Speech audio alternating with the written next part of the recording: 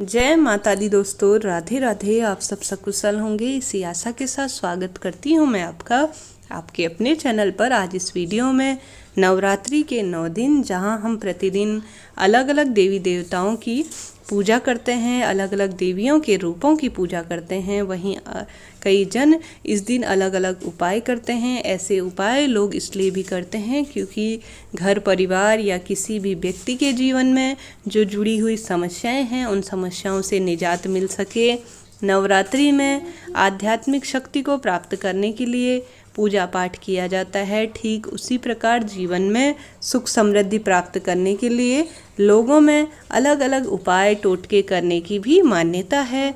माना जाता है कि नवरात्रि में यदि टोटके किए जाएं, जैसे कि यह दिन अपने आप में पूर्ण फल देने वाले होते हैं, जीवन की समस्त समस्याएं को यह खत्म कर देती है। आइए जानते हैं कौन कौन से आपने अष्टमी नवमी के दिन उपाय करने हैं। जो आपके जॉब से संबंधित समस्या हो, धन लाभ के लिए आपके कर रहे हो, या शीघ्र विवाह के लिए आप कर रहे हो। नवरात्रि के आखिरी दिन अष्टमी या नवमी को आप किसी एक खाली स्थान या खाली जो घर का आपका कमरा हो, उस जगह पर बैठ जाएं और उत्तर दिशा की ओर अपना मुख कर लें। इसके बाद पीले रंग का जो आसन हो उस पर बैठना है।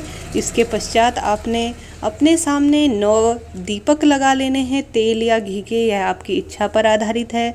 और इन दीपकों को जब तक आप अपनी मन की इच्छा कह रहे हैं, साधना कर रहे हैं, तब तक यह 9 दीपक जलते रहने चाहिए। इन दीपकों के सामने आपको लाल चावल से 9 ढेरियाँ बना लेनी हैं।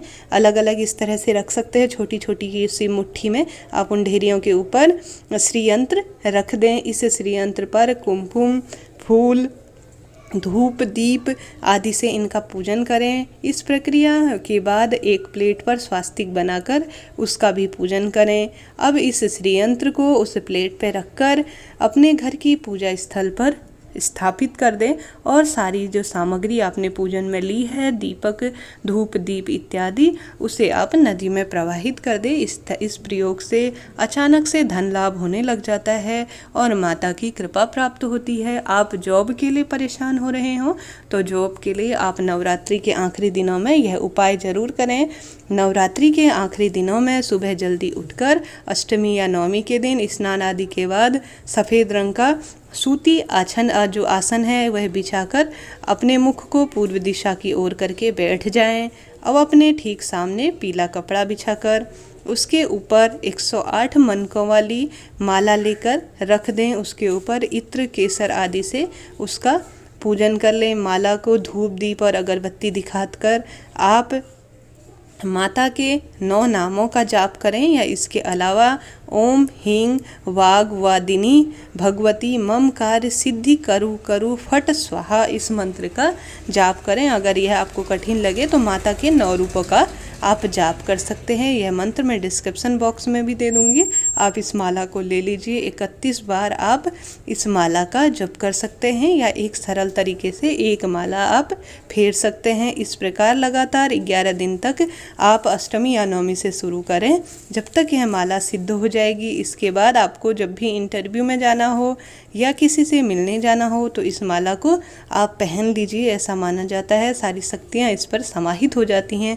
ऐसा करने से इंटरव्यू में जो मिल रही आपको परेशानियां हैं वह दूर हो जाएंगी और अन्य कार्यों में भी सफलता एकदम से मिलने लगेगी। इसके साथ ही आपके विवाह में बाधा आ रही हो तो इस दिन आप माता का जो श्रृंगार करेंगी, जैसा कि माँ लक्ष्मी, माँ अम्बे को, माता को माता के 9 रूपों को सिंदूर विशेष रूप से अपना पसंद है, विशेष रूप से उन्हें श्रृंगार की सामग्री पसंद है, उसमें से कुछ सिंदूर आप अपने हाथों पर, अपने पैरों पर और अपने छाती पर या अपने टीका उस सिंदूर से जरूर लगाएं। ऐसा माना जाता है इससे विवाह की पूर्ण रूप से जो इच्छा होती है पूर्ण रूप से प्रबल होती है, विघ्नों का नाश होता है। यह छोटा सा सिंदूर का आप दान कर सकते हैं। किसी जो मंदिर की जो पंडित होती है उनकी धर्मपत्नियों को, पंडिताइनों को आप सिंदूर का जरूर दान करें। माता को जो आप श्रृंगार में सामग्री चढ़ाएंगे उसे कुछ अपने पास, अपनी तिजोरी में, अपने तकिया के नीचे जरूर रख लें।